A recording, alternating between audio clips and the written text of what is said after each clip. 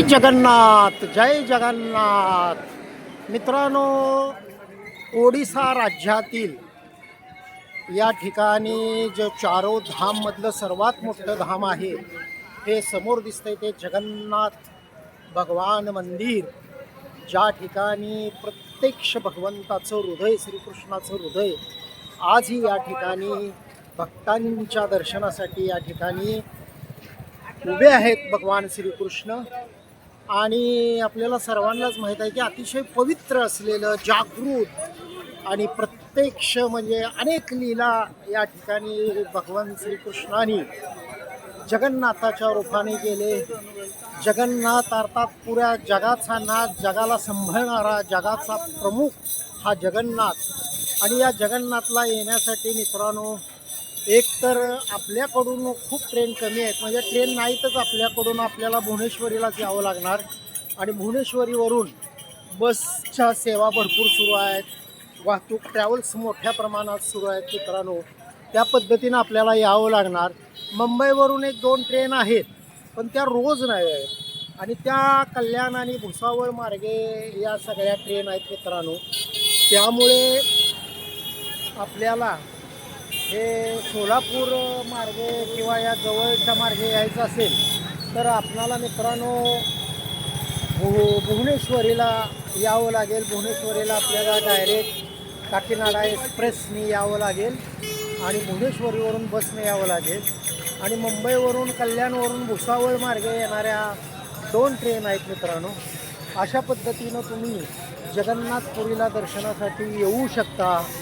जय जगन्नाथ, जगन्नाथ महाराज की. छान पद्धतीनं दर्शन झालं मित्रांनो.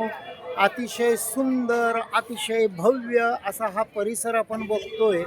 आणि आजही या ठिकाणी भगवान श्रीकृष्णाचं प्रत्यक्ष हृदय आजही या ठिकाणी जागृत या सर्व भक्तांना आशीर्वाद देण्यासाठी या ठिकाणी स्वतः जगन्नाथाच्या रूपात सगळ्या जगाचे नाथ जगन्नाथ हे आपल्या सगळ्यांना दर्शन देण्यासाठी या ठिकाणी जगन्नाथाच्या रूपानं उभे आहेत.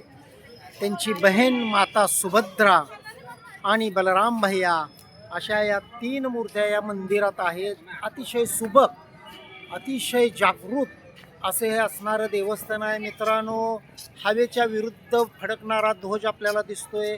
हवा एका साईडला आहे, ध्वज एका साईडला फडकतोय. हा कितीतरी मोठा चमत्कार आहे. आणि हे सगळे आपले मसवडचे आलेले आहेत भक्त सगळे या ठिकाणी. 36 जण आम्ही सर्वजण या ठिकाणी आलेलो आहे. आणि अतिशय सुंदर मित्रांनो, या शिखरावर कोणतंही विमान, हेलिकॉप्टर इथून जात नाही, पक्षी उडत नाही, असं हे जागृत तीर्थक्षेत्र आहे. आम्ही स्वयंपाकघरी बघून आलो. अतिशय भव्य असं तो स्वयंपाकघर आहे त्या ठिकाणी, जिथं एकावर एक मातीचे हंडे ठेवले जातात. अग्नी दिला जातो आणि मात्र अग्नी दिल्यानंतर सर्वात पहिल्यांदा वरच्या हंड्यातलं अन्न शिजलं जातं. असा अतिशय चमत्कार, अतिशय अनेक चमत्कार आहेत मित्रांनो. इथं जगन्नाथाचे इतके चमत्कार आहेत या मंदिराच्या बाबतीतले. या मंदिराची सावली कुठेही पडत नाही मित्रांनो. हे अशा पद्धतीनं त्याचं भव्य दिव्य बांधकाम आहे. मंदिराच्या जवळ गेल्यानंतर, त्या परिसरात गेल्यानंतरच भगवान श्रीकृष्णाची शक्ती, ताकद, त्याची स्पंदनं आपल्याला लक्षात येतात. आणि अशा पद्धतीनं भव्य असं हे असणारं श्री जगन्नाथ मंदिर. आणि हे सर्वजण आपण बघताय की मसवडवरनं आम्ही सगळेजण या ठिकाणी आलेलो आहे. मसवडवरनं आलेलो आहे आम्ही सगळेजण. आणि अतिशय सुंदर अशा पद्धतीनं आमचं खूप छान दर्शन झालं. आम्ही आता उद्याच्याला राहिलेलं कोणार्क मंदिर, पिठापूरवरून आम्ही डायरेक्ट इकडं आलो. आणि अतिशय सुंदर अशा पद्धती. जय जगन्नाथ, जय जगन्नाथ, सगळेजण आम्ही हे असे मिळून आलेलो आहे. आणि अशा पद्धतीनं आमचा सुंदर असा